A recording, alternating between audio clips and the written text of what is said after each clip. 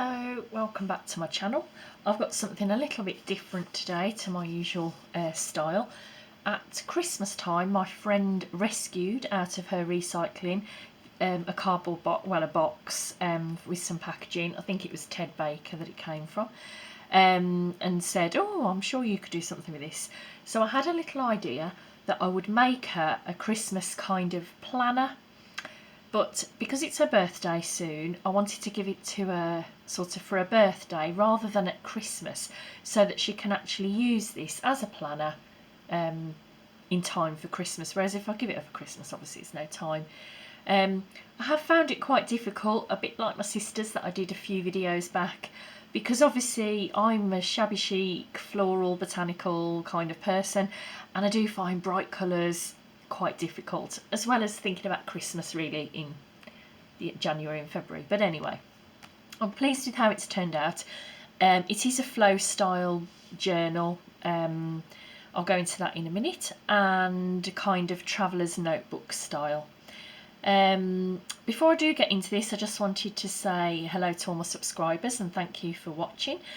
Somebody recently bought, I think it might have been the video before or the one before that, the Sloppy Book journal that I made using inspiration from Laurie Girl on a Ridge. So that's sold. So I just wanted to say thank you very much if you're watching, because I know that she found me or found that journal that was for sale on eBay through my YouTube channel. That's right. Okay, so on to today's. Obviously it's not for sale, it's just for maybe inspiration if you perhaps want. So like I said, it was made out of packaging from something I presume she bought at Christmas.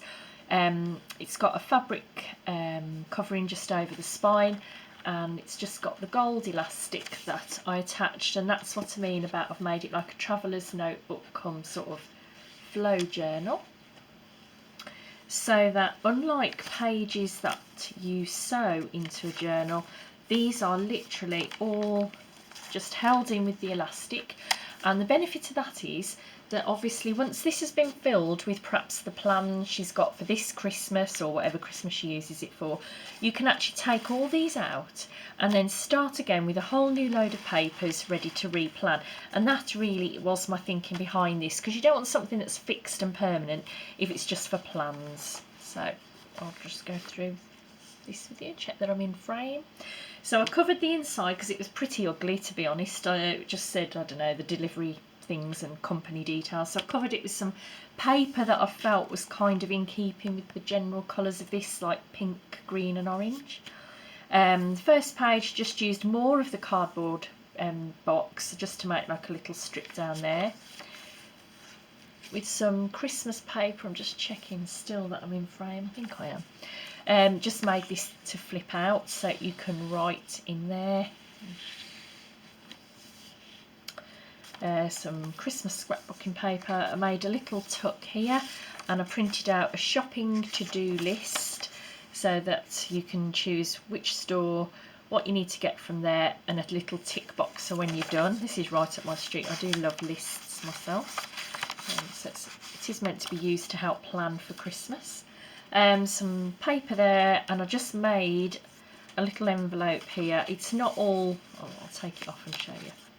I haven't glued it because I wanted it that you could actually write in there and just hold that up, but obviously just if you clip it on there, it's just quite decorative on both pages. Some more scrapbooking paper. This was an image from, I think it was the Graphics Fairy, and it's like a little Christmas gingerbread man. I thought that went quite well with the general layout on this page. Just did some paper punching there. So there's plenty to write on, but a bit of interest as well. I altered a Rolodex card here. This was an idea I saw on Pinterest. I bought these. This is one of the things I got my sister to buy me while she's in America. So I just altered that with some fabric that I thought went with the journal and her name, and just a bit of sewing. Oh, I don't want to catch that bit of fabric on there. Made a little tag here, and in this fold there's an altered collaged little journal card, The Magic of Christmas. It is weird to be talking about Christmas in February, but like I said, it's because it's ready for her to actually plan in December. There's a little corner pocket here, and I just popped a little library card in there and backed it with some coffee dyed paper, so there's plenty to write on. This was again an image from the Graphics Fairy, I think it was, and I've made that into a flip so that you can write up here, right there, but then keep it all hidden and it's quite secret and tidy. In this pocket I've just put a gift planner again. Name what gift you bought, which store, and how much you spent or want to spend. Going over the page, I've just edged this page with a bit of lace, some music paper and washi tape, more scrapbook paper and a little bit more off the original box there. Made a tag here and just inked around that. This is a Patricia Viramonte's style pocket. Then in the centre, like I said, in the centre signature, there's the elastic which holds it in. There's also a little bit of room to grow, so it's not too alligatory. And notes. So this, you can make lots of notes, things you might want to do at Christmas, or bake. I don't think she'd bake anything actually, but anything that you might want to do. A little decoration there that I just felt was quite in keeping. This is a little fabric cluster. Again, I made it out of scraps of fabric I'd got that sort of matched the colours of the journal cover. Really, I based everything on the cover. More music paper.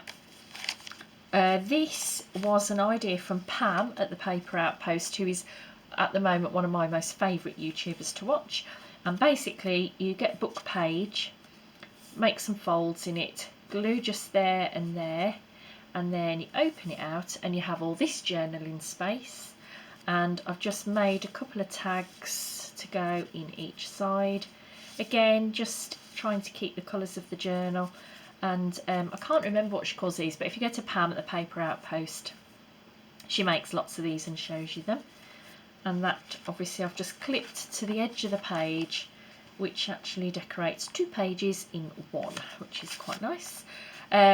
Keeping with the orange theme of the cover, I made a fabric flip. I always get this idea from Gail Agostinelli, and you can write under there and keep it quite hidden. Paper ruffle there. This, I don't know, I'm sure I've had this idea somewhere, but I can't remember who it was. And basically, oh, that paper clip's gonna... a little scrappy sort of pad of papers, all different styles of papers. I love things like this where they're layered and quite textured and torn, just things to do. And there is plenty to do planning for Christmas, isn't there? Did another tag there. This is a strip from the original box, and I just turned that into a belly band, and that's got Christmas cards, so you can keep a list of who you've got to write your Christmas cards to. This is a flip. I had this idea from Yvonne Preston ages ago. Obviously they were pretty ones with bookmarks, so I made this out of bright pink to go with the cover, and you flip that up, you can write secret things in there. This was a printable I had off a craft CD that I've got, and I just put it on some ivory paper and just thought that was quite a jolly little snowman, again in keeping with the colours of the cover.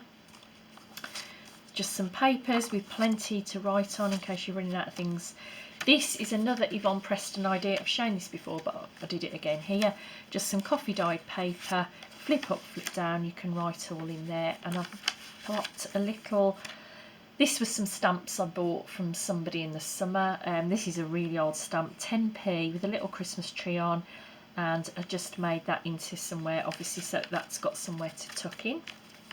The back page, another image from, I think it was the Graphics Fairy, and then I did a little envelope just with receipts on, because obviously there's lots of receipts at Christmas, so that was somewhere to keep them all safe in case you need them, and just made that sort of in keeping with the cover.